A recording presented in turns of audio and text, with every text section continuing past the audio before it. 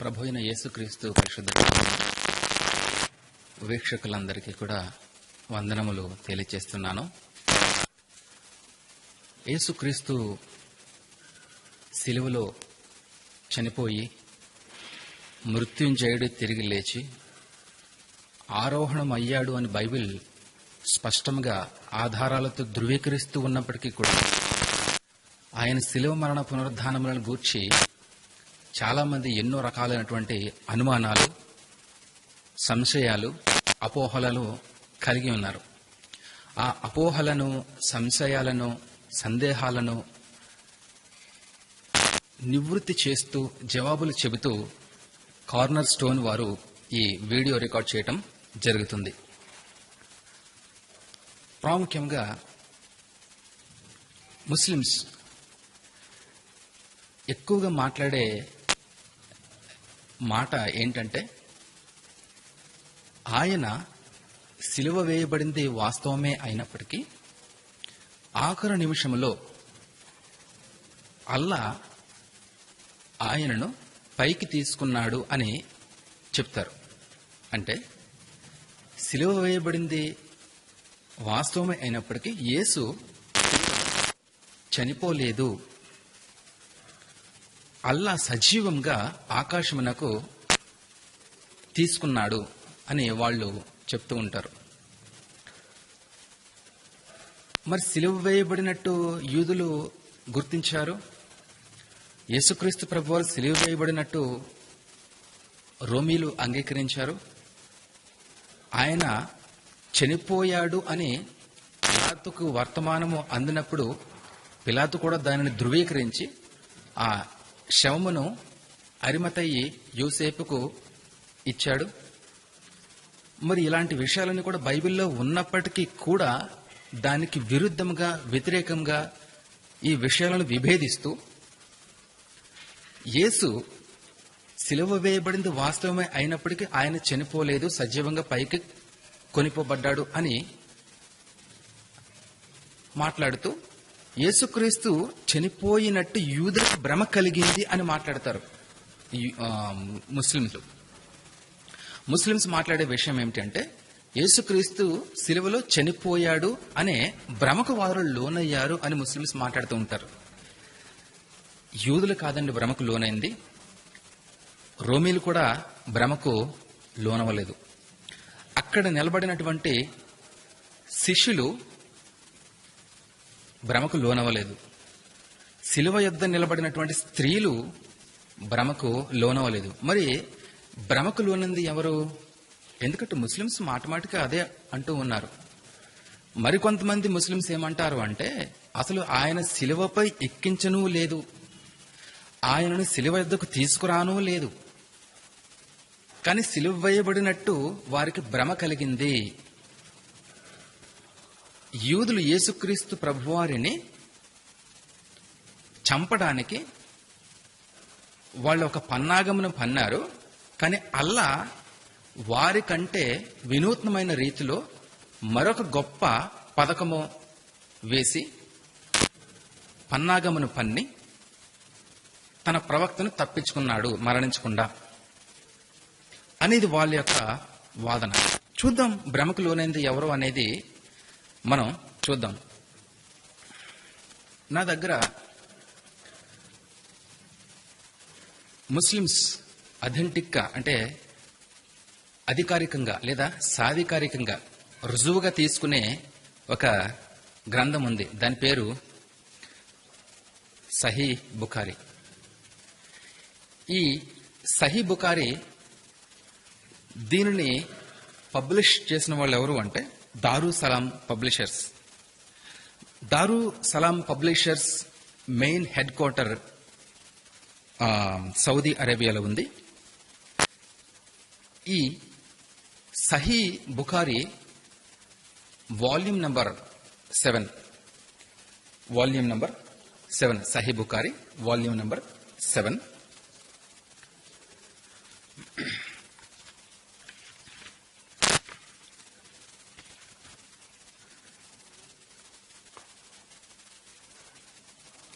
Book number 76 page number 363. Sahih Bukhari volume number 7, book number 76, అలాగే page number 363. ఇందులో ఈ విధంగా వ్రాయబడి ఉంది. ఇది నేను మీకు చదివి వినిపిస్తున్నాను, జాగ్రత్తగా గమనించండి. narrated Aisha, a man called Labin bin al-Asam from the tribe of Bani Zuraik, worked magic on Allah's messenger till Allah's messenger started imagining that he had done a thing that he had not really done అని ఇక్కడ ఉంది. అలాగే ఇదే volume మరొక పేజీలో చూసినట్లయితే narrated Aisha, magic was worked on Allah's messenger so that he used to think that he had sexual relations with his wives while he actually had not. అలాగే ఇదే volume page number 76, page number 365, book number 76 లో narrated Aisha, magic was worked on Allah's messenger so that he began to imagine that he had done something although he had not అని ఉంది. దీనికి అర్థం ఏంటంటే మహమ్మద్ మీద చేతబడి ప్రయోగం చేయబడిన కారణంగా అతను ఆ దుష్ప్రభావానికి లోనైన వాడై చేసినది చేయనట్టు, ఒక పని చెయ్యనిది చేసినట్టు అతను ఒక విభ్రాంతికి లోనయ్యాడు, లేదా ఒక భ్రాంతికి లేదా ఒక భ్రమకు అతను లోనవ్వడం జరిగింది. అంత మాత్రమే కాదు, మరొక మాట అదే పుస్తకం నుండి నేను కోట్ చేసి మీ దగ్గర మాట్లాడడం జరిగింది. తన భార్యల దగ్గర లైంగికంగా సంగమించాడో లేదో అనేది కూడా స్పష్టంగా అతనికి తెలియనంత భ్రమకు అతను లోనవటం జరిగింది అనేది ఇస్లాం ప్రామాణిక గ్రంథాలు ఇస్తున్నటువంటి తిరుగులేని సాక్ష్యం. ఇప్పుడు మనం చూద్దాం. మహమ్మద్ ఇటువంటి భ్రమకు లోనయ్యే కదా యేసుక్రీస్తు సిలువలో మరణించలేదు అని చెప్పి ఉండవచ్చు. ఇదే భ్రమకు లోనై యేసుక్రీస్తు కేవలం ప్రవక్త తప్ప దేవుని కుమారుడు కాడు అని చెప్పి ఉండొచ్చు. అవును, మరి తన భార్యల విషయంలోనే లేదా తన సొంత పనుల విషయంలోనే భ్రమకు లోనైన వాడు, లేదా చేసినది చేయనిది చేసినట్టు భ్రమకు లోనైనప్పుడు క్రైస్తవులు లేదా యూదులు నమ్ముతున్నటువంటి విషయాన్ని అదే భ్రమలో ఉండి కాదు అని చెప్పి ఉండొచ్చు కదా. భ్రమలో ఉండి తన సొంత విషయాల్లోనే భ్రమకు లోనైన వాడై ఉండి మరి ఇతర విషయాల్లో భ్రమకు లోనవ్వలేదు అని చెప్పడానికి రుజువేమిటి? ఏంటి ప్రమాణం? కాబట్టి భ్రమకు లోనయ్యింది మహమ్మదే తప్ప యూదులు కాదు. యేసుక్రీస్తు సిలువలో చనిపోయాడు, తిరిగి లేచాడు అనేది తిరుగులేని సాక్ష్యం. బైబిల్ చెబుతుంది అలాగా, లేఖనం మనకి ధృవీకరిస్తుంది. కాబట్టి మహమ్మద్ భ్రమకు గురయ్యాడే తప్ప యేసుక్రీస్తు విషయంలో యూదులకు ఎటువంటి సందేహము లేదు, రోమీలకు ఎటువంటి సందేహం లేదు. భ్రమకు గురయ్యింది, అనుమానానికి లోనైంది ఒక్క మహమ్మదే. ఇక మనం ముందుకు వెళితే చాలా వరకు యేసుక్రీస్తు శిలువ మరణ పునరుద్ధానముల మీద సరైనటువంటి అవగాహన లేక చాలా మంది ఎన్నో రకాలైనటువంటి అపోహలకు గురవుతూ ఉన్నారు. ఆ అపోహలకు కూడా బైబిల్ని సరైన విధంగా అర్థం చేసుకోలేకపోగా బైబిల్ని అపార్థం చేసుకుని దైవికమైనటువంటి ప్రాయశ్చిత్త బలిని వారు అనుమానిస్తూ ఉన్నారు. వాస్తవంగా చెప్పాలంటే ఈరోజు మనం యేసుక్రీస్తు గెత్సెమనే తోటలో అరెస్ట్ అయిన టైం నుండి ఆరోహణం అవుతున్నటువంటి సందర్భం వరకు చూడబోతున్నాం. అంటే ట్రయల్స్ ఆఫ్ జీసస్ క్రైస్ట్ అనే సందర్భం నుండి, అంటే గెత్సమనే తోటలో ఆయన పట్టబడిన సమయం నుండి ఆరోహణమయ్యే సమయం వరకు మనం కొన్ని పాయింట్లు చూసుకుందాం. అంటే నేను చెప్పే మ్యాటర్ అంతా ఈ మధ్యలో ఇమిడి ఉన్నది. యేసుక్రీస్తు పట్టబడిన తర్వాత రాత్రికి రాత్రి దాదాపు 6 తీర్పులు పొందడం జరిగింది. అందులో కొన్ని రోమా పౌరసత్వానికి సంబంధించినవి, అలాగే కొన్ని యూదులకు సంబంధించినవి. మొత్తం 6 తీర్పులు ఆయన పొందడం జరిగింది. కాబట్టి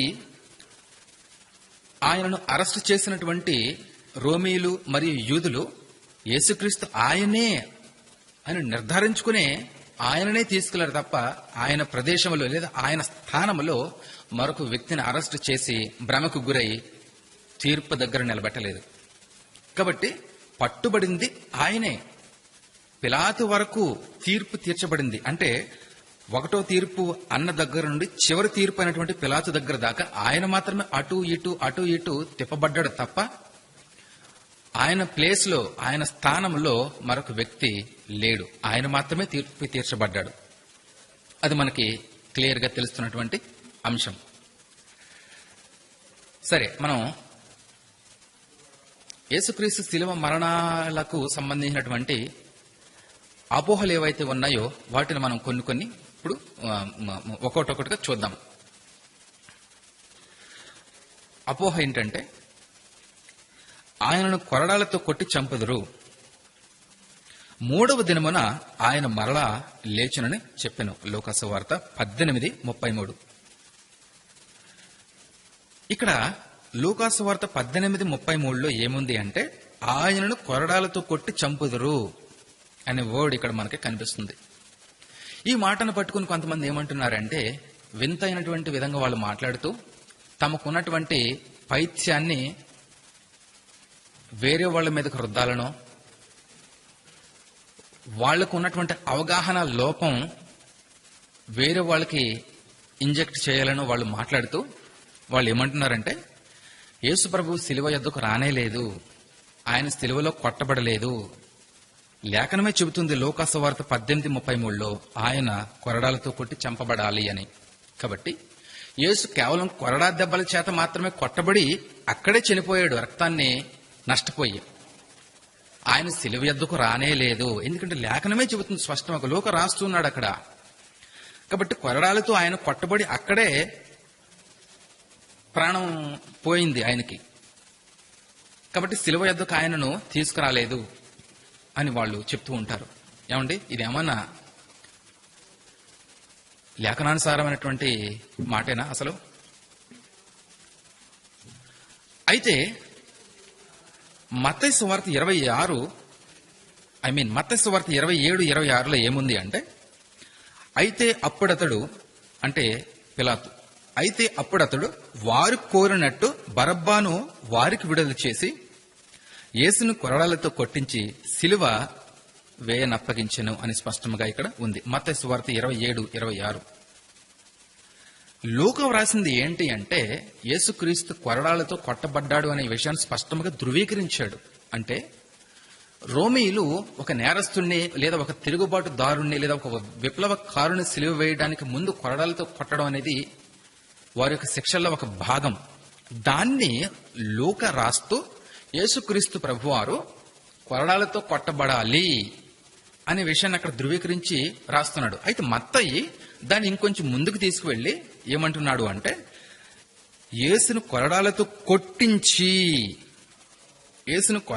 కొట్టించి సిలువ వేయనప్పగించెను అనే విషయాన్ని మత్తయి స్పష్టంగా ఇక్కడ వ్రాస్తూ ఉన్నాడు. కాబట్టి లూకా వ్రాసింది కరెక్టే, మత్తయి వ్రాసింది కరెక్టే. లూకా వ్రాసింది ఏ విధంగా కరెక్ట్ అంటే, ఆయనను కొరడాలతో కొట్టి చంపుదురు అంటే కేవలం కొరడాలతో మాత్రమే కొట్టి చంపుదురు అని కాకుండా, కొరడాలతో కొట్టిన తర్వాత సిలువ వేసి ఆయనను చంపడం జరుగుతుంది అనే విషయం ఇక్కడ మత్తయిలో మనకి స్పష్టంగా తెలుస్తుంది. కాబట్టి ఎక్కడో ఒక వాక్యాన్ని తీసుకుని వారి యొక్క ఆర్గ్యుమెంట్ ని బలోపేతం చేసుకోవడానికి కేవలం ఆ వాక్య భాగాన్ని మాత్రమే తీసుకుని ఆర్గ్యూ చేస్తే అది సెలెక్టివ్ ఆర్గ్యుమెంట్ అనబడుతుంది తప్ప విఘ్నులు లేదా పరిపక్వత కలిగినటువంటి మైండ్ కలిగిన వారు చేసే ఆర్గ్యుమెంట్ మాత్రం కాదు.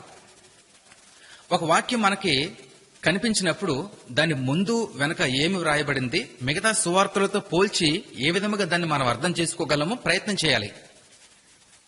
అప్పుడు ఇది మనకి అవగతం అవుతుంది. ఒకవేళ కాదు అంటే అపోహలకు లోనవటం జరుగుతుంది. కాబట్టి మొదటి అపోహలో మనం చూసుకున్నది ఏంటి అంటే, యేసుక్రీస్తు కేవలం కొరడాలతో మాత్రమే కొట్టి చంపబడటం కాకుండా ఆయన సిలువకు అప్పగింపబడి సిలువలో కొట్టబడి చనిపోతాడు అనే విషయం లూకా మరియు మత్తయి స్పష్టంగా వ్రాయటం జరిగింది. యేసుక్రీస్తు అరెస్ట్ అయినటువంటి సమయంలో శిష్యులందరూ కూడా భయపడి పారిపోయారు. ఆయనను ఒంటరిగా విడిచిపెట్టి చెట్టుకొకరు పుట్టుకొకరు పారిపోయారు. కాబట్టి ఆయన శిలువ యొద్ద, ఆయన శిలువలో మరణించే సమయంలో ప్రత్యక్ష సాక్షులు ఎవరూ లేరు. ఇది ఒక ఆర్గ్యుమెంట్. ఎందుకంటే లేఖనమే చెబుతుంది. మార్కు సువార్త 14వ అధ్యాయము 50వ వచనములో ఏముంది అంటే, అప్పుడు వారందరూ ఆయనను విడిచి పారిపోయిరి. అంటే అరెస్ట్ చేయబడుతున్నటువంటి సమయంలో శిష్యులందరూ కూడా క్రీస్తుని ఒంటరిగా విడిచిపెట్టి పారిపోయడం జరిగింది భయపడి. అవును, కరెక్టే, లేఖనం కూడా అదే చెప్తుంది. కాబట్టి శిష్యులందరూ కూడా పారిపోయిన ధర్మిల యేసుక్రీస్తు ఒంటరివాడైపోయినప్పుడు ఆయనను మాత్రమే సిలువ వేయటం జరిగింది. మిగతా వాళ్ళు ఎవరు కూడా సిలువ వద్ద లేరు కాబట్టి ప్రత్యక్ష సాక్షులు లేరు అనేది వారి యొక్క వాదన. అయితే ఇక్కడ లేఖనం ఏం చెబుతుందో అనేది మనం ఒకసారి జాగ్రత్తగా గమనించాలి. జకరియా గ్రంథం 13వ అధ్యాయము 7వ వచనంలో ఏముంది అంటే, ఖడ్గమా నా గొర్రెల కాపరి మీదను నా సహకారి మీదను పడుము. ఇదే సైన్యములకు అధిపతియగు యెహోవా వాక్కు. గొర్రెలు చెదరిపోవునట్లు కాపరిని హతము చేయము అనే మాట స్పష్టంగా ఇక్కడ జకరియా ప్రవక్త రాస్తూ ఉన్నాడు. 13వ అధ్యాయము 7వ వచనం. డియర్ ఫ్రెండ్స్, జరిగింది ఏంటంటే, యేసుక్రీస్తు ప్రభువారు ఒంటరిగా విడిచిపెట్టి ఆయన ఒంటరివాడై మిగిలిపోతాడని చెప్పి లేఖనం సెలవిస్తుంది. అందుకని అది నెరవేరాలి కాబట్టి తాత్కాలికంగా వారు యేసు ప్రభువుని విడిచిపెట్టి వెళ్లిపోవడం ద్వారా లేఖనం నెరవేరిపోయింది. వాళ్ళు ఆ విధంగా పారిపోవడానికి గల కారణం, యేసుక్రీస్తు ప్రభువారిని ఒంటరిగా విడిచిపెట్టి వెళ్ళిపోవడానికి కారణం ఏంటి అంటే, లేఖనము నెరవేరబడాలి. సరే, ఒంటరిగా విడిచిపెట్టి పారిపోయారు, మరి లేఖనం నెరవేరిపోయింది కదా. లేఖనము నెరవేరిపోయిన తర్వాత ఏమి జరిగింది అనేది పాయింట్. అక్కడ పారిపోయిన వారు పారిపోయినట్టే లేరు. పారిపోయిన వారు లేఖనం నెరవేర్పడిపోయిన తర్వాత మళ్ళా ఆయనను వెంబడించడం జరిగింది.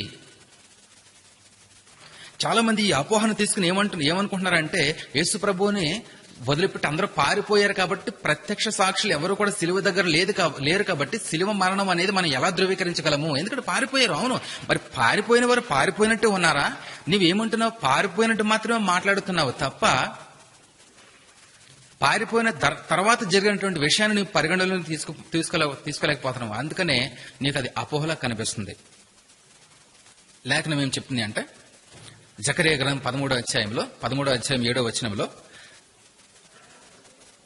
కాపరిని ఒంటరిగా విడిచిపెట్టి భయపడి వారందరూ కూడా, అంటే గొర్రెలు అనగా శిష్యులందరూ కూడా పారిపోతారని చెబుతుంది. ఆ లేఖనం నెరవేరిపోయింది. తరువాత పేతురు యేసుక్రీస్తు ప్రభువారిని దూరము నుంచి భయపడుతూ నక్కి తొంగి యేసుక్రీస్తు ప్రభువారిని వెంబడించడం జరిగింది. యేసును పట్టుకుని వారు ప్రధాన యాజకుడైన కయప యొద్దకు ఆయనను తీసుకుని పోగా అక్కడ శాస్త్రులను పరిసయ్యులను కూడియుండిరి. పేతురు ప్రధాన యాజకుని ఇంటి ముంగిటి వరకు ఆయనను దూరము నుంచి వెంబడించి లోపలికి పోయి దీని అంతమేమవునో చూడవలెనని బంట్రౌతులతో కూడా కూర్చుండెను. మత్తయి సువార్త 26:57వ వచనం నుండి 59వ వచనం వరకు ఇలా వ్రాయబడి ఉంది. పేతురికి ఎక్కడో హృదయంలో ఒక చోట ధైర్యం ఉంది. యేసుక్రీస్తు ఎన్నో అద్భుతాలను చేశాడే, ఎన్నో మహా గొప్ప క్రియలను చేశాడే, పరలోక విలువలను బోధించాడే. నిజంగా ఆయన చెప్పినట్టే చనిపోతాడా? ఆయన చెప్పినట్టే తిరిగిలేస్తాడా? చెప్పినట్టే కొరడా దెబ్బల చేత కొట్టబడతాడో చూద్దాం. ఆయన నోటి వెంబడి వచ్చినటువంటి ప్రవచనాలన్నిటి కూడా ఆయన మరణాన్ని ధృవీకరిస్తాయా, లేకపోతే ఆయనకు పట్టబోయే గతి ఏమిటో చూడాలని చెప్పేసి ఆసక్తి కలిగి యేసుక్రీస్తు ప్రభువారిని భయపడుతూ దూరం నుంచి వెంబడించడం జరిగింది. అలాగా ప్రత్యక్ష సాక్షి ఎవరు అంటే పేతురు, అపోస్తలుడైన పేతురు. మనం అది చూసుకోవచ్చు. అలాగే యేసు తల్లియు తాను ప్రేమించిన శిష్యుడిను దగ్గర నిలిచి ఉండట చూచి, అమ్మా ఇదిగో నీ కుమారుడు అని తన తల్లితో చెప్పెను. మరి ఇక్కడ యోహాను యేసుక్రీస్తు శిలువ యొద్ద ఉన్నట్టు స్పష్టంగా లేఖనం చెబుతూ ఉంది కదా. మరి ఈ వాక్యాన్ని కూడా మనం తీసుకుని పేతురుతో పాటు యోహాను కూడా యేసు ప్రభు యొక్క శిలువ మరణానికి ప్రత్యక్ష సాక్షులు అని చెప్పొచ్చు కదా. ఎస్, అదే మరి దేవుని వాక్యం మనకి ధృవీకరణ ఇస్తూ ఉన్నది. ఇక్కడ చాలా మంది ఒక అబ్జెక్షన్ రైజ్ చేస్తారు. ఏంటంటే, తాను ప్రేమించిన శిష్యుడు అనే మాటను పట్టుకుని యోహానుగా మనం ఎలా దాన్ని నిర్ధారించవచ్చు? అక్కడ ప్రేమించిన శిష్యుడు అనే మాట వ్రాయబడింది తప్ప అక్కడ యోహాను అని లేదు. యోహాను కానే కదా అతను ప్రేమించిన శిష్యుడు. కాబట్టి యోహాను లేదు. కాబట్టి యోహాను యేసుక్రీస్తు శిలువ యొద్ద ఉన్నాడు ఆఖరు నిమిషములో అని మనం నిర్ధారించలేము అని మాట్లాడుతూ ఉంటారు. అది కూడా అపోహే. ఎలా అంటే, అక్కడ యోహాను పేరు ప్రస్తావించలేకపోవచ్చు. తాను ప్రేమించిన శిష్యుడు లేదా రొమ్మున ఆనుకొని ఉన్నటువంటి శిష్యుడు అనే మాట పలుసార్లు మనకి యోహానులో కనిపిస్తుంది. అది యోహానుకు సంబంధించినటువంటి ప్రస్తావన తప్ప మరొక శిష్యుని ప్రస్తావన కాదు. Okay, for the sake of argument యోహాను కాదు అని అనుకుందాం. మరి అపోస్తలుల కార్యాలు 3వ అధ్యాయం 15వ వచనంలో ఇలా ఉంది, మీరు పరిశుద్ధుడును నీతిమంతుడనైన వానిని నిరాకరించి నరహంతకుడైన మనుష్యుని మీకు అనుగ్రహింపమని అడిగితిరి.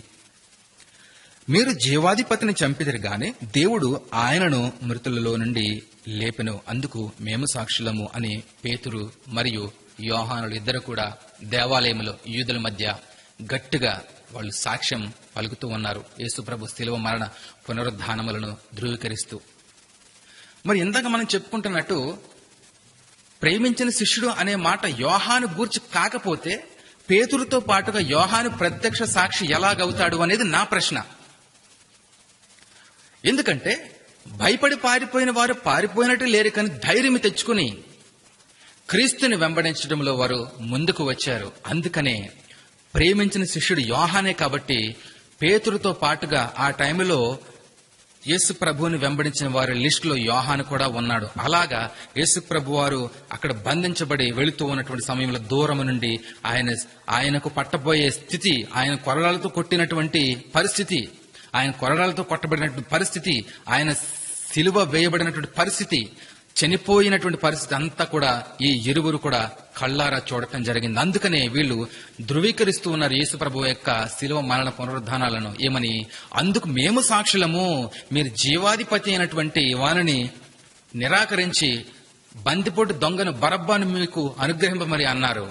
కానీ జీవాధిపతిని మీరు చంపి సిలువ వేసి చంపినప్పుడు దేవుడు ఆయనను మృతులలో నుండి లేపను, యేసుక్రీస్తు ప్రభువుని సజీవంగా దేవుడు లేపాడు, అందుకు మేము సాక్షులమని యోహాను మరియు పేతురు సాక్ష్యమిస్తూ ఉన్నారు. ఏమండి, పిరుకుబందలుగా పారిపోయినటువంటి యేసుప్రభు శిష్యులకు ఇంత తెగువ, ఇంత ధైర్యము, ఇంత దమ్ము, ఇంత కలేజ ఎక్కడి నుంచి వచ్చిందండి? నేనంటాను అది యేసుక్రీస్తు ప్రభు వారి యొక్క పునరుద్ధానపు శక్తి తప్ప మరి ఏమీ కాదు. దేవునికి మహిమ కలిగిన గాక. అవునండి డియర్ ఫ్రెండ్స్, ఒక్కోసారి మన యొక్క సమస్యలను బట్టి, మనకున్నటువంటి గడ్డు పరిస్థితులను బట్టి బెదిరిపోయే పరిస్థితి, అవిశ్వాసములోనికి దిగజారిపోయే పరిస్థితి మనకు ఒక్కోసారి వస్తూ ఉన్నట్టు మనకు అనిపిస్తూ ఉండొచ్చు. కానీ పరిశుద్ధాత్మ యొక్క శక్తి ప్రతిరోజు కూడా మనల్ని దేవుని దగ్గరికి సమీపంగా మనల్ని చేస్తూ అనుదినము కూడా మనల్ని బలపరుస్తూ ఉంటుంది. దేవునికి మహిమ కలిగిన గాక.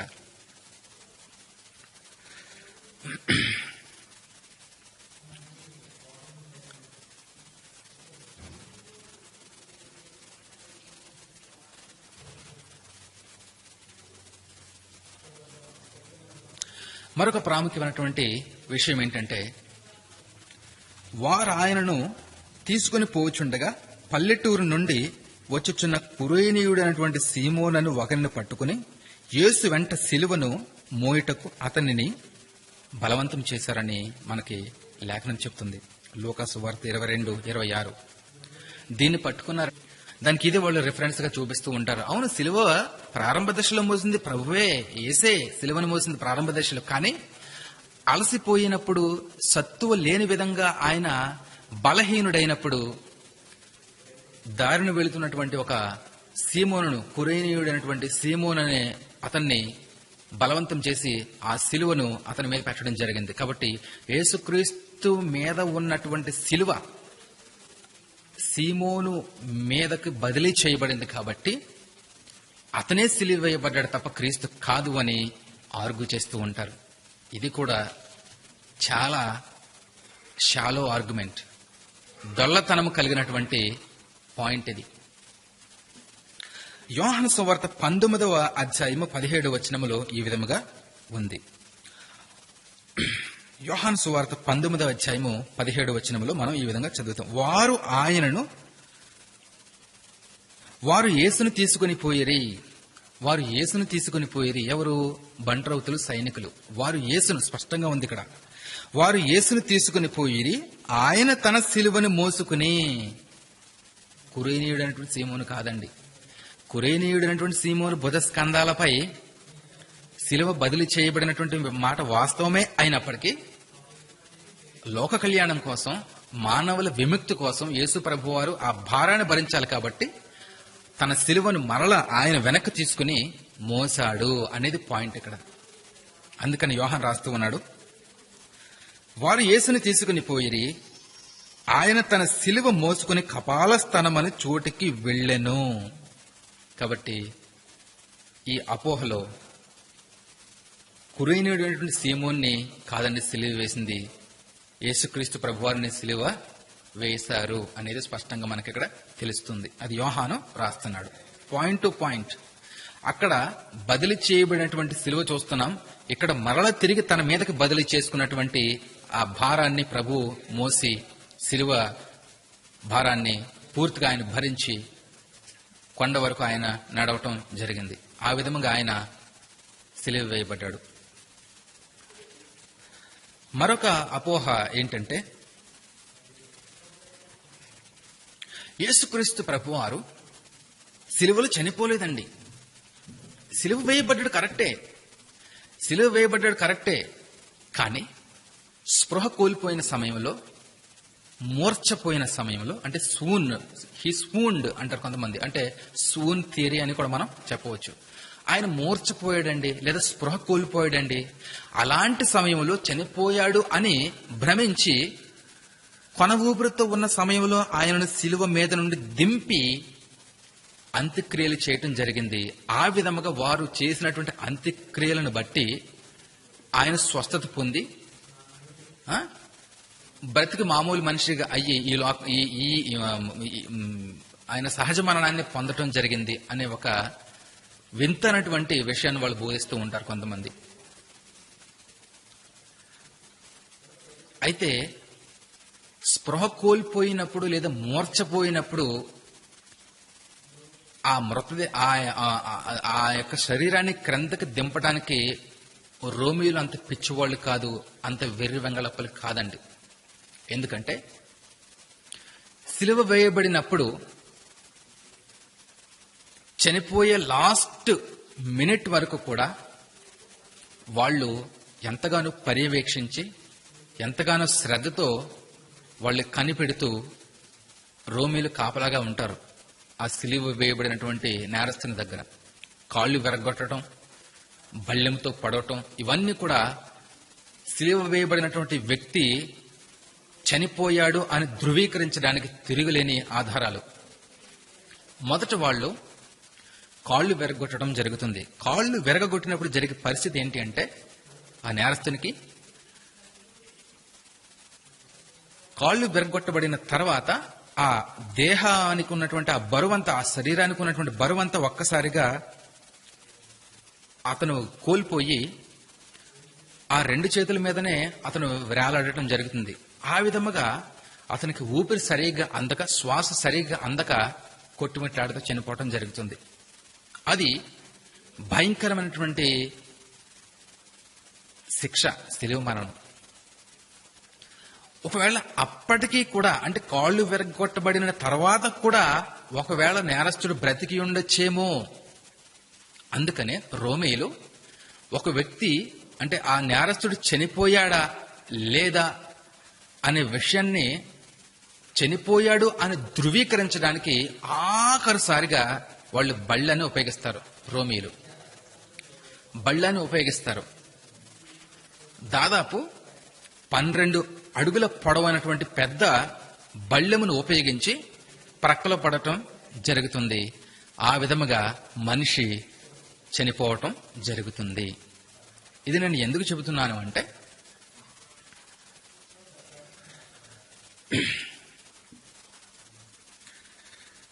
గ్యారీ హెబ్రమాస్ అనే మంచి ప్రూడెన్షియల్ ప్రెస్టీజియస్ స్కాలర్ ఒక ఆయన ఉన్నారు, గ్యారీ హెబ్రమాస్. ఆయన the risen Jesus and future hope అనే ఒక పుస్తకం 16వ పేజీలో ఆయన రాస్తూ ఉన్నాడు ఇలాగా: Ancient sources report that occasionally a final stroke to crucifixion victims guaranteed their death. The spear wound to Jesus' side is an example, with medical opinion in concluding that the weapon punctured his heart, ensuring his death అనే విషయాన్ని Gary Habermas గారు తన పుస్తకమైనటువంటి the risen Jesus and future hope అనే పుస్తకం 16 పేజీలో ఆయన రాయటం జరిగింది. ప్రాచీన రోమీల శిక్షల్లో, క్రూసిఫిక్షన్లో బళ్ళెముతో పొడవడం అనేది ఒక క్రియ. పైన వేలాడబడుతున్నటువంటి వ్యక్తిని దాదాపు 12 అడుగుల పొడవైనటువంటి బళ్ళెముతో కింద నుంచి పొడిచినప్పుడు అది ప్రక్కలో నుండి, అంటే ఈ ప్రక్కలో నుండి దూరి గుండెకు పొడవటం జరుగుతుంది, గుండెకు పొడుచుకోవటం జరుగుతుంది. ఆ విధముగా ఉద్దేశపూర్వకంగా వాళ్ళు పొడవటం అనేది గుండెకే పొడుస్తున్నప్పటికీ కింద నుంచి పొడిచేటప్పుడు ప్రక్కన పొడిచినట్టు ఉంటుంది. కానీ వాస్తవంగా అల్టిమేట్ రీచింగ్ ఎక్కడంటే గుండెకు అది పంక్చర్ చేయాలి ఆ బళ్ళెము. అలాగా గుండెకు పొడవబడిన తర్వాత ఏ కోశాన కూడా, ఏ విధముగాను కూడా ఆ నేరస్తుడు బ్రతికి ఉండడానికి వీల్లేని విధంగా ఉంది. అంటే అల్టిమేట్ గా, ఇంకా ఫైనల్ గా ఆ వ్యక్తి చనిపోయాడు అని నిర్ధారించడానికి ఆఖరిగా బళ్ళెంతో పొడిస్తారు. బళ్ళెంతో పొడిచినట్టు ప్రక్కలో నుండి దూరి అది గుండెకు తగులుతుంది. ఇక మనిషి ఏ విధంగానూ కూడా బ్రతికి ఉండడానికి అవకాశం లేదు. అలాగా యేసుక్రీస్తు ప్రభువారు బళ్ళెము చేత పొడవబడ్డారు. ఏ విధముగాను కూడా ఆయన ఆఖరి నిమిషంలో క్రిందకి దింపలేదు. ఏ విధముగాను కూడా మూర్చపోయిన సమయంలో వారు భ్రమపడి అపోహకు లోనై సజీవంగా ఉన్న యేసు ప్రభువుని క్రిందకి దించలేదు. మూర్చపోవడానికి అవకాశమే లేదు. అది చాలా మంది అపోహ పడతారు వాస్తవంగా మూర్చపోయాడని. కానీ యేసు ప్రభు వారు ఆయన చివరి రక్తపు బొట్టు వరకు రక్తాన్ని చిందించడం జరిగింది. రోమీల ఆధ్వర్యంలో, రోమీల సమక్షంలో ఉన్నటువంటి ఒక నేరస్తుడు గనక తప్పించుకున్నట్టయితే ఆ శిక్ష అక్కడ కాపలా కాస్తున్నటువంటి రోమీల మీదకి వస్తుంది. ఆ సైనికులే తాము చేసిన తప్పిదానికి మూల్యం చెల్లించుకోవాలి. ఆ మూల్యం మరేమిటో కాదు, వారి యొక్క తల.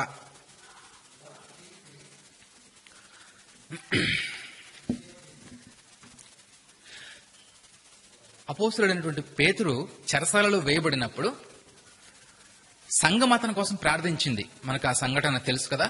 సంఘమంతా కూడా ప్రార్థిస్తూ ఉన్నప్పుడు చెరసాల పునాదులు అదిరాయి, అక్కడ సంకెళ్ళు పేతురికి తెంపబడ్డాయి.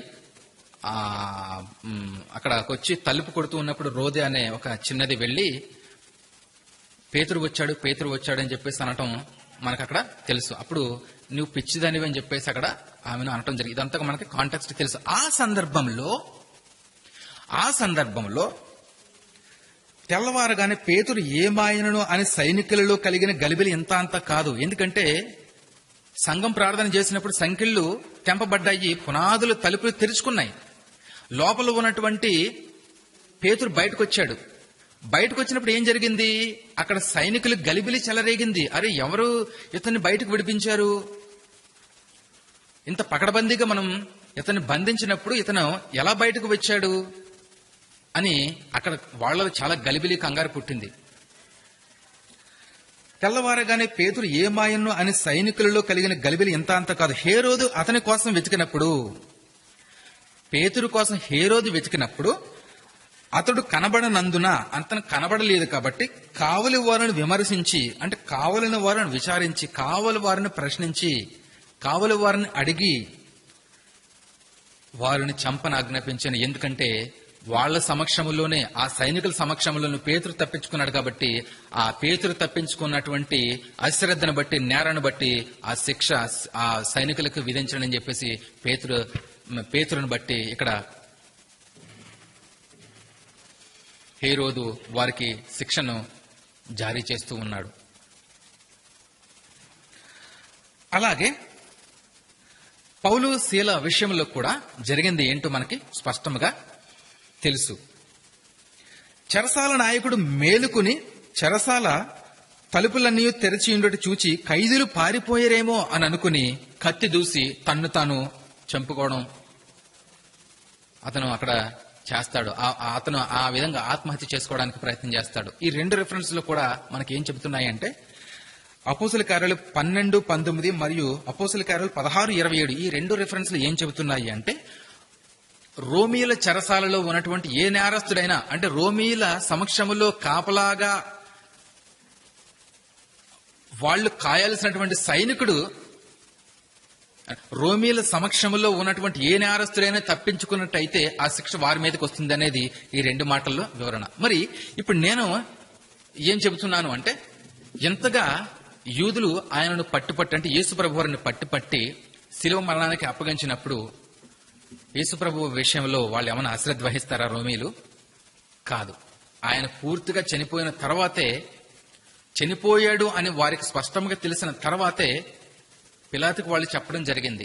చనిపోయాడు అని ధృవీకరించిన తర్వాతే, పిలాతుకు ఆ వార్త అందిన తర్వాత పిలాతు అరిమతే యోసేపుకు యేసు ప్రభు మృతదేహాన్ని ఇవ్వటం జరిగింది అనేది మనకి స్పష్టంగా తెలుస్తుంది. కాబట్టి రోమీల సమక్షంలో ఉన్నటువంటి ఏ నేరస్తుడు కూడా తప్పించుకోవడానికి అవకాశం లేదు. ఒకవేళ తప్పించుకుంటే వాళ్ళు తాము మరణాన్ని ఫలంగా పెట్టాలి.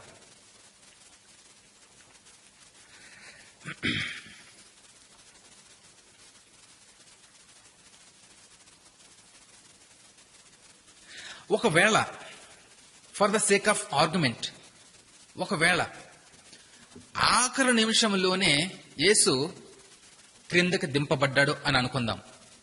తుది శ్వాస ఉన్నప్పుడే యేసు శిలువ మీద నుండి తప్పించబడ్డాడు లేదా క్రిందకి దింపబడ్డాడు అని అనుకుందాం. కానీ రెండు మార్గాలలో, రెండు విధాల ఆయన తుది శ్వాస కోల్పోయే అవకాశం ఉంది. నేను మళ్ళా చెప్తున్నాను, ఒకవేళ అనేక మంది అపోహ పడుతున్నట్టు తుది శ్వాసలో ఉన్నప్పుడే ఆయన సజీవంగా క్రిందికి దింపి ఉండవచ్చు ఆయనను. అయినప్పటికీ కూడా రెండు కారణాల ద్వారా తుది శ్వాస విడిచిపెట్టే అవకాశం ఉంది. అదేంటి అంటే, నెంబర్ 1 ఒకటి ఏంటంటే, యూదుల మర్యాద చొప్పున మృతదేహానికి యూదుల యొక్క ఆచారం చొప్పున మృతదేహానికి అంత్యక్రియలు జరిపించడం జరుగుతుంది. అందులో భాగంగా వాళ్ళు అగరు మరియు బోళము ఇటువంటి జిగురు పదార్థాలంతా కూడా శరీరానికి పూసి అంత్యక్రియలు చేయటం జరుగుతుంది. సో ఒకవేళ యేసుక్రీస్తు ఆఖరు శ్వాసలో ఉన్నప్పుడే లేదా ఆయన తుది శ్వాసలో ఉన్నప్పుడే క్రిందకి దింపబడి ఉన్నట్టయితే గనక అప్పటికే కొరడాల చేత ఆయన శరీరం చీల్చబడింది కాబట్టి ఆ సుగంధ ద్రవ్యాలు ఆయన శరీరం మీద పూసినప్పుడు భయంకరమైనటువంటి నొప్పి కలిగి, భయంకరమైనటువంటి మంట కలిగి తుది శ్వాస పోయే అవకాశం ఉంది అనేది ఫస్ట్ పాయింట్. కాబట్టి ఏ విధముగానూ కూడా యేసుక్రీస్తు ప్రభువారు సజీవంగా ఉన్నాడని చెప్పడానికి ఆధారాలు లేవు. బోళము, అగరు ఇలాంటి జిగురు పదార్థాలు గాయపడినటువంటి ఆ శరీరం మీద రాసినప్పుడు ఆ యొక్క శరీరము విపరీతమైనటువంటి మంట, ఆ శరీరము విపరీతమైనటువంటి నొప్పి, బాధ కలిగి పొక్కిపోయే ప్రమాదం ఉంది. అందుకని ఒకవేళ గనక ప్రభువారు ఆఖరి శ్వాసలో కూడా ఉన్నట్టయితే ఆ విధముగా ఆయనకు నొప్పి కలిగి, విపరీతమైనటువంటి బాధ కలిగి, మంట కలిగి తుది శ్వాస విడిచిపెట్టే అవకాశం ఉంది. మరొక పాయింట్ ఏంటి అంటే, రెండో పాయింట్ ఏంటంటే, దీంట్లో ఆయనకు చుట్టబడినటువంటి మృత వస్త్రము, ఆయనకు చుట్టబడినటువంటి వస్త్రము, ప్రేత వస్త్రము లేదా సన్నపు నార వస్త్రం. సో అది దాదాపు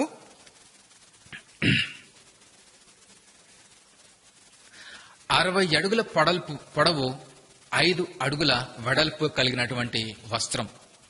దాదాపు 60 అడుగుల పొడవు, 5 అడుగుల వెడల్పు అయినటువంటి పొడవైనటువంటి వస్త్రము ఆయనకు చుట్టబడినట్టు చరిత్రలు మనం చదువుతాం. ఈ రెండో పాయింట్లో నేను చెప్పాల్సింది ఏంటి అంటే, పైనుండి క్రింద వరకు ఆయన యొక్క శరీరానికి ఆ వస్త్రము చుట్టినప్పుడు తల, ముక్కు కూడా కవర్ చేయబడుతుంది. కాబట్టి ఆ విధముగా ఆయన ఊపిరి కోల్పోయే అవకాశం ఉంది అనేది ఇక్కడ పాయింట్. కాబట్టి ఏ విధముగాను కూడా ఆయన సజీవంగా ఉన్నాడు, లేకపోతే మూలికల చేత ఆయన స్వస్థపరచబడ్డాడు అని చెప్పడానికి ఏ మాత్రం ఆస్కారం లేకుండా ఉంది.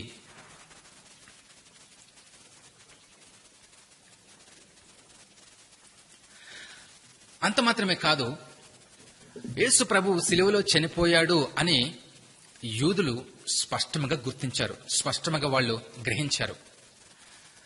అది నేను ఎందుకు చెబుతున్నాను అంటే, పిలాతు దగ్గరికి వాళ్ళు వచ్చి ఈ విధముగా అంటారు, అయ్యా, ఆ వంచకుడు సజీవుడై ఉండినప్పుడు 3 దినములైన తరువాత నేను లేచెదనని చెప్పినది మాకు జ్ఞాపకమున్నది అని వాళ్ళు మాట్లాడుతూ ఉంటారు. యోహాను సువార్త, మత్తయి సువార్త 27వ అధ్యాయము 63వ వచనం. మత్తయి సువార్త 27వ అధ్యాయము 63వ వచనంలో మనం అది చదువుతాం. అయ్యా, ఆ వంచకుడు సజీవుడై ఉన్నప్పుడు అని. మరి సజీవుడై ఉన్నప్పుడు అని వాళ్ళు అంటున్నారు అంటే ఆయన ఏమయ్యాడు? మృతి చెందాడనే కదా అర్థం. కాబట్టి యూదులు కూడా గుర్తించారు, యేసు ప్రభు సిలువ వేయబడ్డాడు, ఆయన చివరి శ్వాస విడిచి చనిపోయాడు అని. ఎందుకంటే యూదులు మహా మొండి మనుషులు. ఎవరినైనా వాళ్ళు చంపాలి అని అనుకున్నట్టయితే గనక చంపేంత వరకు భోజనం చేయరు, వాళ్ళు ఆహారాన్ని ముట్టరు.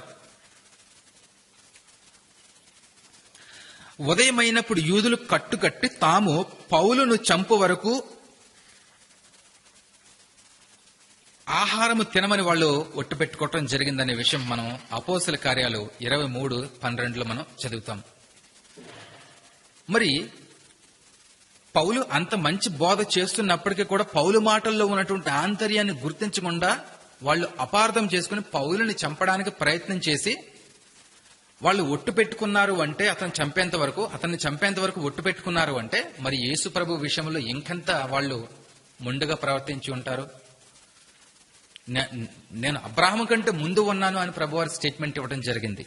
అంత మాత్రమే కాదు, నేనును నా తండ్రియు ఏకమై ఉన్నాము అని ఆయన గొప్ప యునిక్ డివైన్ స్టేట్మెంట్స్ ఆయన ఇవ్వటం జరిగింది. మరి అలాంటి గొప్ప గొప్ప అత్యంత విలువైనటువంటి మాటలను ఆయన మాట్లాడినప్పుడు వాళ్ళు గ్రహించలేక, వాటిల్లో ఉన్నటువంటి ఆంతర్యాన్ని గుర్తించలేక యేసు ప్రభువారి మీద పగబట్టి చంపాలని ప్రయత్నించారు, రాళ్లతో కొట్టడానికి ప్రయత్నించారు, అనేకమైనటువంటి నిందాలు ఆయన మీద మోపడం జరిగింది. ఏ విధముగానూ కూడా ఆయన దోషిగా నిరూపించబడలేదు.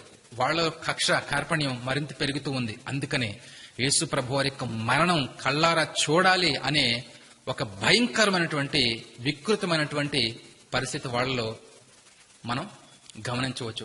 ఆ కారణంగానే యేసు ప్రభువారి యొక్క మరణాన్ని వాళ్ళు కళ్ళారా చూశారు. అందుకని వాళ్ళు పిలాతు యొద్దకు వచ్చి అంటూ ఉన్నారు, ఆ వంచకుడు సజీవుడై ఉన్నప్పుడు, అంటే యేసు ప్రభు వారు చనిపోయాడు అని వాళ్ళు కూడా డిక్లేర్ చేయటం జరిగింది అనే విషయాన్ని నేను లేఖనాల ద్వారా ధృవీకరిస్తూ ఉన్నాను.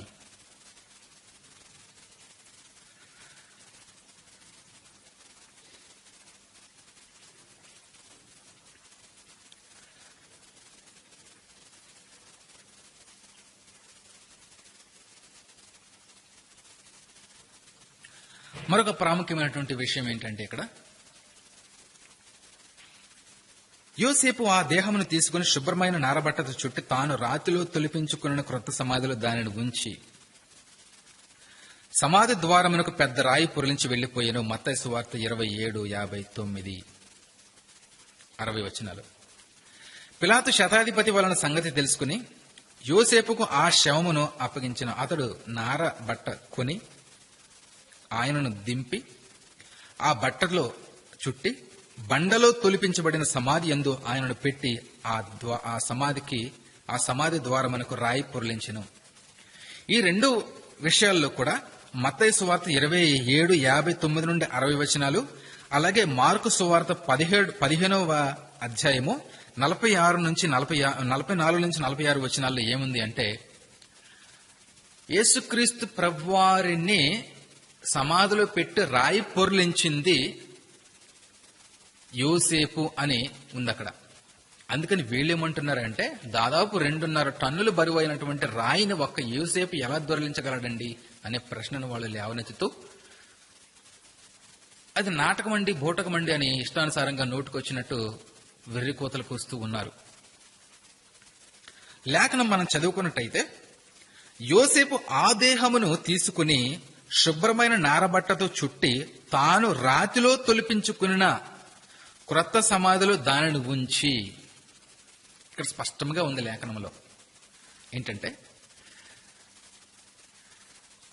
ఆ అంత్యక్రియలు జరిపించే ఆ కార్యక్రమం అంతా అరిమతయి యోసేపు ఆధ్వర్యంలో జరిగించిన దరిమిల అక్కడ ప్రస్తావించబడింది కేవలం యోసేపు పేరు మాత్రమే తప్ప అతనికి సహకరించిన అనుచరులను బట్టి కాదు. ఆ అనుచరుల పేరు అక్కడ ప్రస్తావించబడలేదు. అయినప్పటికీ ఆ అనుచరులు అతనికి సహాయం చేసినప్పటికీ ఆ కార్యక్రమంలో అతని యొక్క పేరు అక్కడ ప్రస్తావించబడిన కారణంగా ఆ రాయిని అతను ఒక్కడే దొర్లించినట్టు అక్కడ వాళ్ళు అపార్థం చేసుకుంటారు. వాస్తవానికి ఆ రాయిని దొర్లించడానికి అతనితో పాటు అతని యొక్క సన్నిహితులు, విహితులు కూడా సహకరించడం జరిగింది. అయితే వాళ్ళ యొక్క పేర్లు అక్కడ ప్రస్తావించబడలేదు. కానీ రాయిని దొర్లించింది మాత్రం యోసేపు అనే విషయం అక్కడ స్పష్టంగా మనకి తెలుస్తుంది. దాంతో పాటు మిగతా వాళ్ళు కూడా అతనికి సహకరించడం జరిగింది. ఉదాహరణకు ఇక్కడ ఒక కార్యక్రమం జరుగుతూ ఉంది. అనేకమైనటువంటి కుర్చీలు వేయబడ్డాయి. ఈ ప్రోగ్రామ్ ని ఎవరు కండక్ట్ చేస్తున్నారు అంటే, కండక్ట్ చేసే వ్యక్తి పేరు మాత్రమే చెప్తాను తప్ప అతనికి సహకరించిన అందరి పేర్లు మనం ప్రస్తావించం కదా. అలాగే యేసుక్రీస్తు ప్రభువారి యొక్క అంత్యక్రియలకు ప్రధాన పాత్ర వహించింది యోసేపే అయినప్పటికీ అతనికి అనేక మంది సహకరించి ఉండవచ్చు. అనేక మంది ఆధ్వర్యంలో అతని చేయి కూడా పడింది కాబట్టి ఆ రాయిని వాళ్ళు తోయటం జరిగింది. అంతే తప్ప యోసేపు ఒక్కడే తోశాడు అని కాదు అక్కడ మీనింగ్. అలాగే యేసుక్రీస్తు సిలువ వేయబడి చనిపోయి తిరిగి లేచాడు అని చెప్పటానికి ఆయనకు చుట్టబడినటువంటి వస్త్రాలు మౌన సాక్ష్యాలు. నేను ఎందుకు ఇలా చెబుతున్నాను అంటే, యేసుక్రీస్తు లాజరుకు పునరుద్ధానము కలిగించిన పిమ్మట అతని కట్లను విప్పి అతని తెలుస్తుంది. యోహాను సువార్త 20వ అధ్యాయము, యోహాను సువార్త 11వ అధ్యాయంలో మనకి అది స్పష్టంగా తెలుస్తుంది. 44వ వచనం, మీరు అతని కట్లు విప్పి పోనీయుడైన వారితో చెప్పాను. యేసుక్రీస్తు ప్రభువారి కట్లు విప్పింది ఎవరు? సమాధిలో. అది ప్రశ్న. సమాధిలో ఉన్నప్పుడు కట్లు విప్పింది ఎవరు లేరు. ఎందుకంటే ఆయన ఈ లోకానికి పాపపు బంధకాల్లో ఉన్న వారికి విడుదల కలిగించడానికి వచ్చాడు. వేరే వాళ్ళు ఎవరో ఆయన కట్లు విప్పడానికి సహకారం అందించాల్సినటువంటి అవసరత ఆయనకి లేదు. ఆ నీళ్లు మనకే. ఆయన పరిపూర్ణుడు, అన్ని విధాలుగా విడుదల కలిగినవాడు. కానీ మానవుడు ఒక్కడే బంధింపబడినవాడు. మన కట్లను విప్పడానికి ఆయన సమర్థుడు. కాబట్టి ఆయన కట్లను మరి ఎవరు కూడా విప్పడానికి సహకారం ఆయనకు అందించాల్సినటువంటి అవసరత లేదు. ఆయనగానే తనకు తానుగా కట్లను విప్పుకుని సజీవంగా ఆయన కనిపించడం జరిగింది. అంత మాత్రమే కాదు, నారబట్టలు పడినట్లు ఆయన తల రుమాలు నారబట్టల యొద్ద వేరుగా ఒక చోట చుట్టి పెట్టి ఉండుటయు చూచెను. అంటే ఏ విధంగా ఆయన నార వస్త్రంలో చుట్టబడ్డాడో దేహానికి సంబంధించినటువంటి ఆ నార వస్త్రము అలాగే ఉంది. తలకు చుట్టబడినటువంటి వస్త్రం కూడా సపరేట్ గా అలాగే ఉంది. అవి చంద్రవందరగా అస్తవ్యస్తంగా అక్కడ పడిలేదు. ఏ విధంగా అయితే ఆయనకు చుట్టబడ్డాయో ఆయన సజీవంగా లేచిన పిమ్మట కూడా అవి చెట్టు చెదరకుండా అలాగే ఉన్నాయి. దీనిని బట్టి మనం అర్థం చేసుకోవాల్సింది ఏంటి అంటే ఆయన సజీవంగానే ఉన్నపాటున లేచాడు. ఏ విధంగా అయితే ఆయన చుట్టబడ్డాడో అదే విధంగా ఆయన తిరిగి లేచాడు తప్ప తన పట్లను నింపుకోవడానికి ఆయన పెనుగలాడలేదు. ఆయన సజీవంగా తిరిగి లేవడం జరిగింది. అలాగే యూదులకు భయపడే శిష్యులు గదిలో తలుపులు పెట్టుకుని ఉన్నప్పుడు ఆయన పునరుద్ధానం పొందిన పిమ్మట వారి మధ్యకు మీకు సమాధానం కలుగును గాక అని ప్రత్యక్షమవడం జరిగింది. ఇక్కడ అర్థం ఏంటంటే యేసు క్రీస్తు ప్రభు ఆయన కేవలం భౌతిక దేహంతో మాత్రమే లేచినట్లయితే ఆత్మరూపిగా వారి మధ్య ప్రత్యక్షపడే పరిస్థితిని ఆయన కలిగి ఉన్నాడా? కలిగి ఉన్నాడు. కాబట్టి ఆత్మీయంగానూ మరియు భౌతికంగానూ ఆయన రెండు విధాలుగా పునరుద్ధానం పొందాడు అనే విషయం మనకి స్పష్టంగా లేఖనం తెలియజేస్తున్నది. యేసుక్రీస్తు పట్టుబడింది వాస్తవము, కొట్టబడింది వాస్తవము, కొరడాల చేత పట్టుబడింది వాస్తవము, మేకులతో సిలువకు పట్టుబడింది వాస్తవము, బయలు పొడవబడి పరీక్షింపబడ్డాడు అది కూడా వాస్తవమే. అప్పటికే ఆయన చనిపోయి ఉన్నాడు అనేది వాస్తవము. యూదులు దాన్ని ధృవీకరించి వాళ్ళు కూడా దాన్ని గుర్తించారు. అందుకని పిలాతు దగ్గరికి వచ్చి ఆ వంశుడు సజీవుడు ఉన్నప్పుడు ఆ విషయం కూడా యేసు ప్రభు సిలువలో చనిపోయాడు అనే విషయాన్ని వారు ధృవీకరించినట్టు మనకి లేఖనంలో ఉంది. సమాధి చేయబడ్డాడు, తిరిగి లేచాడు. మరి ఎన్ని ఆధారాలు మనకి కలిగినప్పటికీ ఉన్నప్పటికీ కూడా ఇంకా లేఖనాన్ని సరైన విధంగా అపార్థం చేసుకోకుండా ఇష్టానుసారంగా మాట్లాడుతున్న వారి గురించి మనం భయపడాల్సినటువంటి అవసరం లేదు. ఎందుకంటే లేఖనం అనే ఖడ్గం మన దగ్గర ఉంది. లేఖనంతో అటువంటి అపోహలన్నింటినీ కూడా మనం ఖండించవచ్చు. ఒకవేళ నేను చెబుతున్నటువంటి విషయాలు మీకు ఏమైనా ప్రాక్టికల్ గా చూసుకోవాలి అని అనుకున్నట్టయితే, చదవాలి, సర్వే చేయాలి అని అనుకున్నట్టయితే నేను బిబ్లియోగ్రఫీ చెప్పగలను. మీరు దయచేసి సర్వే చేయండి. ప్లీజ్ ట్రావెల్ బుక్స్ నేను చదవడం జరిగింది.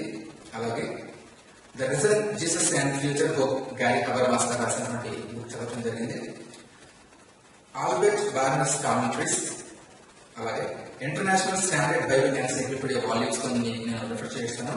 అలాగే temple its ministry and service Alfred edition అనే పుస్తకం, Jewish burial traditions and the resurrection of Jesus, Craig A. Evans. అలాగే on the physical death of Jesus Christ, William D. Edwards. The life of Christ, Frederick William Farrar.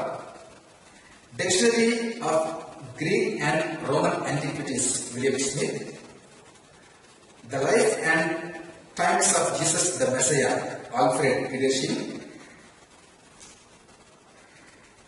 The Bible study notes written by Dr. Thomas Constable. అలాగే world book encyclopedia volumes ని నేను కొన్ని refer చేశాను.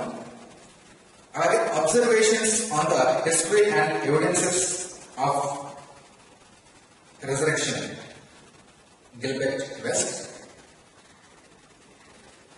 When critics ask a popular handbook of the Bible difficulties, Norman Geisler and Thomas Powell. ఈ గ్రంథాల వెలుగులో నేను దీన్ని సర్వే చేయడం జరిగింది. ఒకవేళ మీరు ప్రాక్టికల్ గా ఇవి ఉన్నాయా లేవా అనేది మీరు నేను ఇప్పుడు చెప్పినటువంటి బిబ్లియోగ్రఫీలో చూసుకోవచ్చు. నేను లాస్ట్ గా ఒక ప్రాముఖ్యమైనటువంటి విషయాన్ని చెప్పి ముగిస్తాను. ప్రాముఖ్యంగా ముస్లింస్ ఏమంటున్నారు అంటే, అన్యాయస్తుడు దోషి అయినటువంటి మనిషికి బదులుగా నీతిమంతుడైనటువంటి ఒక వ్యక్తి చనిపోవడం అనేది ప్రపంచంలో ఏ కోర్టు కూడా అంగీకరించదు. నీతిమంతుడు మాత్రమే నీతియుక్తమైనటువంటి జీవితాన్ని కలిగి ఉంటాడు కాబట్టి అతని శిక్షకు పాత్రుడు కాడు. కానీ దోషి మాత్రం శిక్షకు పాత్రుడు. కాబట్టి పాపులైనటువంటి మానవుల కోసం నీతిమంతుడిని యేసుక్రీస్తు చనిపోవడం అనేది అసంభవం అని వారి వాదన. ఒకవేళ అదే కనుక వాస్తవము అయినట్లయితే, అంటే ఒక వ్యక్తికి బదులుగా మరొక వ్యక్తి చనిపోవడం లేదా ప్రాయశ్చిత్తం ఇవ్వటం అనేది తప్పు అని అనుకున్నట్లయితే,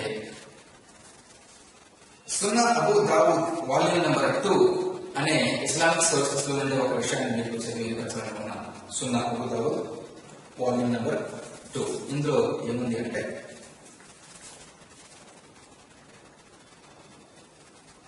Uzra that he was feeling pain in his head due to lice. So he shaved his head. The Prophet, may peace be upon him, ordered him to sacrifice a cow as offering. అని ఇది సున్నా Abu Dawood volume number 2, book number 4, number 1855, 1855. ఇందులో ఏముందంటే, ఉజ్రా that he was feeling pain in his head due to lice. ఉజ్రా అనే వ్యక్తి తల్లో ఆ నొప్పిని కలిగి ఉన్నాడు, ఒక విపరీతమైనటువంటి ఆ పెయిన్ ని కలిగి ఉన్నాడు. ఎందుకంటే అతనికి పెయిన్ పుట్టిన కారణంగా. సో అందుకని అతను వెంట్రుకలు కత్తిరించుకోవడం జరిగింది, లేదా గుండు చేసుకోవడం జరిగింది. అయినప్పటికీ ఆ యొక్క పెయిన్ తగ్గడం లేదు. అప్పుడు మహమ్మద్ అంటున్నాడు, దీనిని నీవు నివారించుకోవాలి అంటే ఒక ఆవును బలి, ఒక ఆవును బలి అని స్పష్టంగా చెబుతూ ఉన్నాడు. అంటే తనలో కుట్టినటువంటి పేరు ద్వారా కలిగినటువంటి నొప్పిని బట్టి అతను ఉపశమనం పొందాలి అంటే ఒక ఆవును బలి ఇవ్వడం అనేది ఖచ్చితంగా జరగాలి అనేది ప్రాఫిట్ గారి, మహమ్మద్ ప్రాఫిట్ గారి ఆజ్ఞ. అలాగే ఇదే Sunan Abu Dawood volume number 2, chapter 587, book number 1764 లో ఏమిటి అంటే, Zaid bin Zubair said, I was present with Ibn Umar at Mina. He passed a man who was sacrificing his camel while it was sitting. He said, make it stand. He said, make it stand and tie its legs. Thus follow the practice of Muhammad. ఇక్కడ మనకు అర్థమైంది ఏంటి అంటే, ఒక వ్యక్తి ఒంటిని బలి ఇవ్వడానికి తన ఇష్టానుసారంగా ఆ ప్రాసెస్ అతను చేస్తూ ఉన్నప్పుడు మరొక వ్యక్తి వచ్చి బలి ఇచ్చే విధానం ఇలా కాదు, దాన్ని నిలబెట్టి దాన్ని కాళ్ళు కట్టి మహమ్మద్ చెప్పిన క్రమాన్ని బట్టి దాన్ని అనుసరించి దీన్ని బలి ఇవ్వు అని చెప్పి హితబాబు చేస్తూ ఉన్నాడు. నేను అంటున్నాను, దోషి కోసం మరొక వ్యక్తి నీతిమంతుడయ్యుండి చనిపోయినట్లయితే ఆ ప్లేస్ లో మరి తలపోటు తగ్గాలంటే అక్కడ ఒక బలిహోమం అని చెప్పేసి ఏముంది. అలాగే రెండవ పాయింట్ మనం చూసుకున్నట్టయితే ఒంటెలు కూడా వాళ్ళు బలి ఇవ్వటం జరిగింది. అంటే ప్రాయశ్చిత్తం అనేది ఇస్లాం గ్రంథాలు కూడా స్పష్టంగా ఒప్పుకుంటున్నాయి, అంగీకరిస్తున్నాయి. బలంగా అతన్ని అనుమతించి ఉండడం అనేది వ్యర్థమైనటువంటి ప్రేరేపణ అంతా కూడా వాస్తవం కాదు. ప్రభువైన యేసుక్రీస్తు లోకానికి రావడం జరిగింది, ఆయన శిలువలో మరణించడం జరిగింది. ఇది ఎవరు కూడా కాదలేని వాస్తవం. చరిత్ర రుజువులు ఉన్నాయి, పరలోక రుజువులు ఉన్నాయి. అంతకంటే ప్రాముఖ్యంగా మంచి ఏంటి చెడేంటి అనేది గుర్తించడానికి దేవుడు మనకు మనస్సాక్షిని ఇచ్చాడు. ఆ మనస్సాక్షి మనం మోసం చేసుకోకుండా, ఆత్మవంచన చేసుకోకుండా, వాస్తవాన్ని వాస్తవికత కలిగినటువంటి దృక్కోణంలో మనం ఆలోచించినప్పుడు నిజాలేంటో మనకి స్పష్టంగా ధృవీకరించబడతాయి.